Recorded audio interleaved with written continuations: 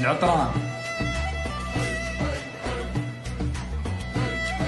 لصاحبكم يا عمي لا تظن ندمان، صاحبكم يا عمي لا تظن ندمان، انت رجالها وما بيكم الغمان. ها اذا ضكك زمانك يوم بس سير على العطران،